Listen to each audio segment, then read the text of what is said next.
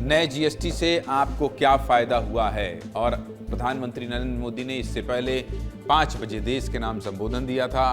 सभी राज्य सरकारें और सभी लोग जीएसटी को आसान भाषा में समझाने की कोशिश कर रहे हैं। अगर आप अब भी नहीं समझ पाए हैं तो आपको मैं समझा देता हूं। आखिर वो दिन आ गया जिसका सभी को इंतजार था और देश में नेक्स्ट जनरेशन जीएसटी रिफॉर्म लागू हो गया।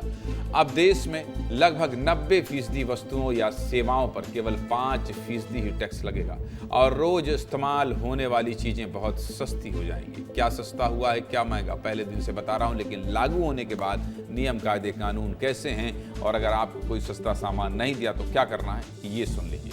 अब तक शायद आपको पता भी चल चुका होगा, लेकिन नेक्स्ट जनरेशन जीएसटी रिफॉर्म के बाद ऐसे बहुत से सवाल हैं जिनके जवाब लोग तलाश रहे हैं। जैसे पुराने स्टॉक का क्या होगा और अगर कोई दुकानदार या कोई भी व्यापारिक प्रतिष्ठान आपको जीएसटी का लाभ नहीं दे रहा है तो आपको क्या करना है। इन सभी सवालों के जवाब आज हम तलाशने की कोशिश करेंगे।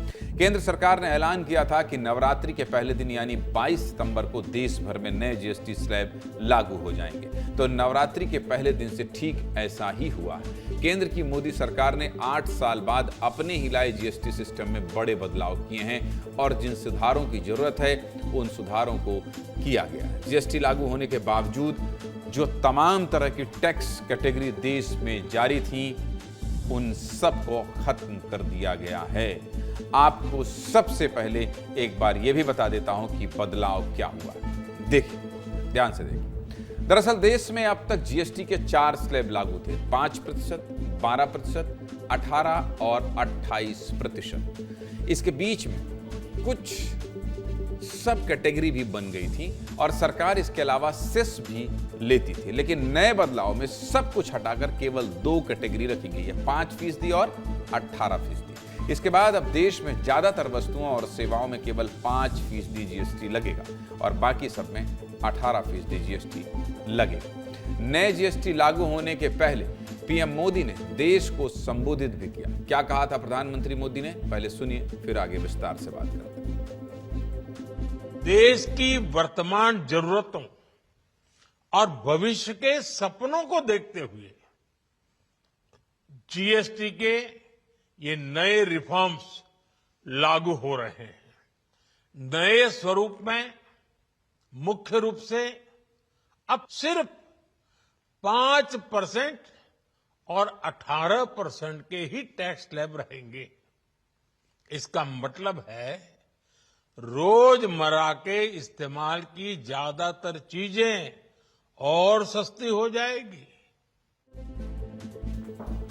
जीएसटी में हुए बदलाव के बाद लगभग सभी वस्तुएं और सेवाएं सस्ती हो गई हैं, लेकिन कुछ वस्तुएं ऐसी हैं जिनमें कोई टैक्स नहीं लगेगा, मतलब वो पूरी तरह से टैक्स फ्री होंगी। वो चीजें कौन कौन सी हैं वो भी आपको बता देता हूं, ये भी देख लीजिए क्या क्या टैक्स फ्री है। दूध और दूध से बनी वस्तुएं जैसे पनीर और छेना, ब्रेड, रोटी, paratha, drinking water, notebooks, map, list बहुत लंबी है। ये सभी वो चीजें हैं जिन पर सरकार कोई टैक्स नहीं लेगी। बहुत बढ़िया काम किया गुरु। इन सब के अलावा और क्या क्या सस्ता हुआ है आपको रोज बता रहा हूं और आपको लगभग पता ही होगा, लेकिन कुछ सवाल ऐसे हैं जिनको लेकर लोगों के मन में संशय है यानी भ्रम है। उन सवालों के जवाब भी आपको दे देता हूं। सबसे पहला सवाल तो यही है कि कारों का क्या होगा। मेरे कई मित्र हैं जो इस चक्कर में कार बुक नहीं कर रहे थे कि रुक जाओ भाई, 22 सितंबर के बाद 1-1.5 लाख रुपए सस्ता हो जाएगा। उन लोगों का क्या होगा?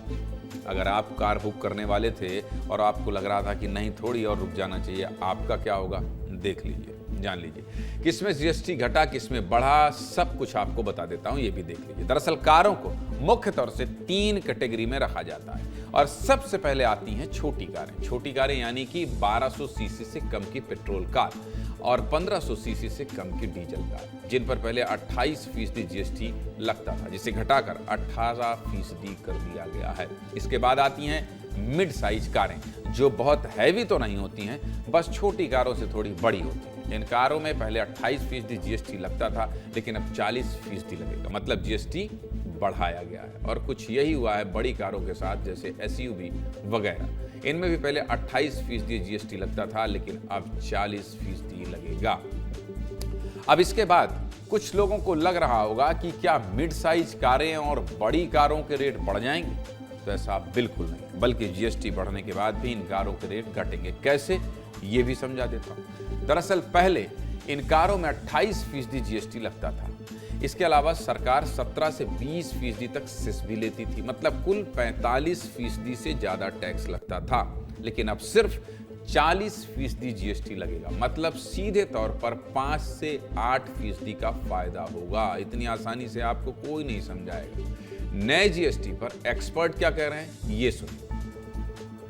ये बहुत ही अच्छा मूव है जो कि अमेरिका के 50% टैरिफ को भी कंपनसेट करने में मदद करेगा, साथ में अपने इंडिया का कंजम्पशन बढ़ाने में मदद करेगा। मैन्युफैक्चरिंग पे तो सरकार का जोर है ही सही, तो इंडिया में अगर मैन्युफैक्चरिंग हो रही है तो कंजम्पशन यहाँ होगा और धीरे धीरे हमारा जीडीपी बढ़ेगा। जीएसटी के बारे में एक सवाल और लोगों के मन में है, जो बाजार में पुराना स्टॉक बचा हुआ है उसका क्या होगा? क्या वो भी कम दाम में मिलेगा? कहीं ऐसा तो नहीं दुकानदार पुराना माल पुराने रेट में ही बेचेगा? तो इसका जवाब भी आपको बता देता हूं, देखिए। जी हां, बिल्कुल पुराना स्टॉक भी सस्ते दाम में मिलेगा। सरकार ने कहा है कि पुराने स्टॉक पर भले ही एमआरपी ज्यादा हो, लेकिन ये सामान भी नए रेट के हिसाब से ही मिलेंगे और पहले से छपी एमआरपी मान्य नहीं होगी। इसके अलावा कंपनियों को नई प्राइस लिस्ट भी देनी होगी जो ग्राहकों को दिखाई जा सके।